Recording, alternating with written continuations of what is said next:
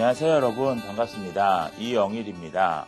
자, 이번 시간에는 정보민주주의는 실현될 수 있을까? 라는 주제를 가지고 공부해 보도록 하겠습니다. 자, 사실 저희가 이전에 민주주의에 대한 공부는 한 적이 있습니다. 자, 그리고 지식과 권력의 문제에서 이 정보 문제도 조금 다뤘습니다. 자, 그것의 연장선상에서 이해하시면 됩니다. 특히 이번 시간에는 정보화라는 것이 중심적인 주제가 됩니다. 우리가 살고 있는 사회는 그리고 이 시대는 이 정보화라는 것의 영향력 아래에서 벗어나기 어렵습니다. 자, 인간이 굉장히 큰 변화를 겪었던 이 인간의 역사에서 가장 큰 변화를 겪었던 세 번의 변화가 있었습니다. 자, 엘빈 토플러라는 학자가 이야기한 건데, 자, 첫 번째 변화는 자, 수렵과 채집을 통해서 생활을 영위하던 인간이 농사를 짓기 시작한 겁니다. 자, 농경 생활을 시작하면서 굉장히 거대한 공동체로 이제 집단을 키워나갈 수 있었고, 그 집단의 규모가 커지면서 그에 따라서 여러 가지 이제 문명들이 발달할 수 있었습니다. 그게 다 농경의 시작 덕분이었죠. 자, 그리고 또한 인간이 겪었던 두 번째 큰 변화는 산업혁명이었습니다. 자, 산업혁명을 통해서 인간은 대량 생산, 대량 소비의 사회체제를 구축했습니다. 자, 그리고 또한 세 번째 큰 변화가 이 정보화 혁명이었죠. 자, 이런 정보화가 이루어지면서 이 정보화를 바탕으로 해서 굉장히 혁신적인 부가가치를 창출할 수 있는 새로운 생산 양식들이 나타나게 되고, 또한 사람들 간의 소통 방식이 달라졌습니다.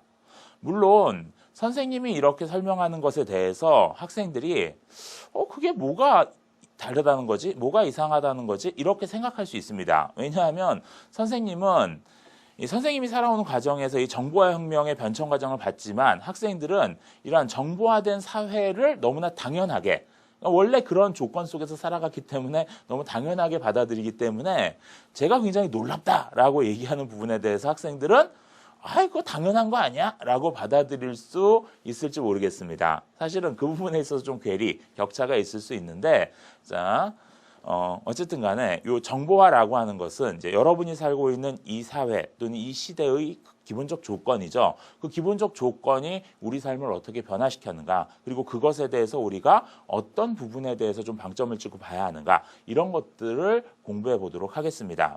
자, 그 중에서 이제 중심적으로 생각해 볼 문제 중에 하나가 이제 민주주의의 문제입니다. 이 정보화가 민주주의에 어떤 영향을 끼쳤으며 또 어떤 가능성을 열었는가, 이런 부분에 대해서 생각해 볼 수 있습니다. 자, 그래서 일단 첫 번째 논술 핵심 키워드 전자민주주의라는 것에 대해서 이야기해 보도록 하겠습니다.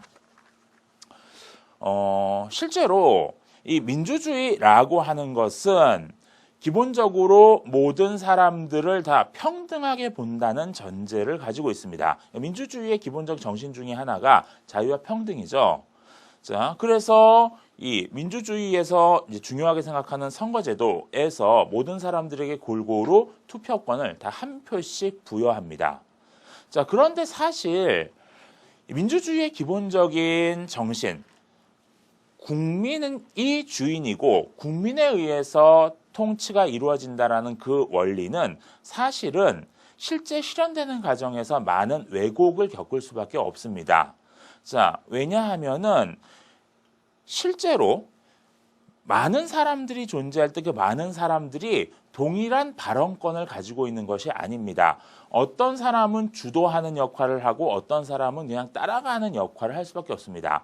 평등을 기본적인 원리로 삼고 있지만 실제로 평등하지는 않아요. 예를 들어서 선거제도 같은 걸 생각해 봅시다. 국회의원 선거에서 보통 사람들이 주인이고 보통 사람들에 의해서 정치가 이루어진다고 얘기하지만, 실제로 대의민주주의 정치체제에서 대표자 또는 대의자가 될 수 있는 사람들은 보통 사람들과는 좀 다른 사람들입니다. 다른 사람들에 비해서 더 인기가 높은 사람들, 더 재산이 많거나 더 학력이 높은 사람들, 이런 사람들이 대개는 대표자로 뽑힙니다. 우리나라 같은 경우에 전체 국민 중에 대졸자 비율이 30% 정도 되거든요. 그런데 실제로 국회의원으로 뽑히는 사람들은 대졸자 비율이 일반 국민들에 비해서 훨씬 높고요. 그 졸업한 대학들도 대개는 우리가 명문대라고 부르는 대학들입니다. 자, 이러한 격차가 존재하고 이러한 격차 속에서 사실은 일반 국민들의 뜻을 대표자들이 제대로 알지 못하거나 또는 안다 하더라도 그것들대로 움직이지 않는 그러한 현상들이 벌어지기 쉽습니다. 자, 그것이 바로 여기에서 제시문에서 얘기하는 대표의 실패 문제죠. 자, 결국은 일반 유권자들과 대표자들은 사실은 밀접한 관계를 가지고 있고 유권자들의 뜻을 대표자들이 대변해야 된다라는 것이 민주주의의 근본 취지지만 실제로 그렇게 되지는 않습니다. 그럴 때 이 정보혁명은 그러한 대표자와 유권자 사이의 거리를 줄여줄 수 있습니다. 왜? 자, 인터넷을 한번 떠올려 보세요. 또는 요즘 그중에서 특히 요즘 인기를 끌고 있는 SNS 같은 것들을 생각해 보죠. 자, 여기에서 각 사람들 사이의 관계는 평등합니다. 한 사람이 다른 사람한테 일방적으로 이야기하는 관계가 아니죠. 자, 이것은 매체의 특성 때문입니다. 실제로 과거 일반적으로 사용됐던 매체들, TV나 신문이나 라디오나 이런 매체들의 특징은 일방향적이라는 겁니다. 자, TV에 출연하는 사람들 또는 신문에 글을 쓰는 사람들은 보통 다른 사람에 비해서 전문성이 뛰어나고 유명한 사람들입니다. 자, 그런 사람들의 이야기가 일방적으로 대중들에게 전달되죠.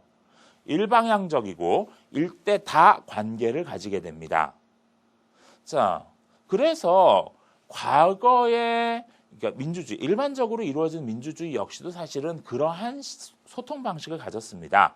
이 대표자들이, 정치인들이 국민들에게 일방적으로 이야기하는 방식인 거죠. 물론 국민들의 뜻을 알겠다, 듣겠다라고 이야기는 하지만 사실은 그것이 요식행위에 지나지 않는 경우들이 많았던 겁니다. 그런데 인터넷이라고 하는 공간은 개방성이라는 굉장히 중요한 특징을 가지고 있습니다.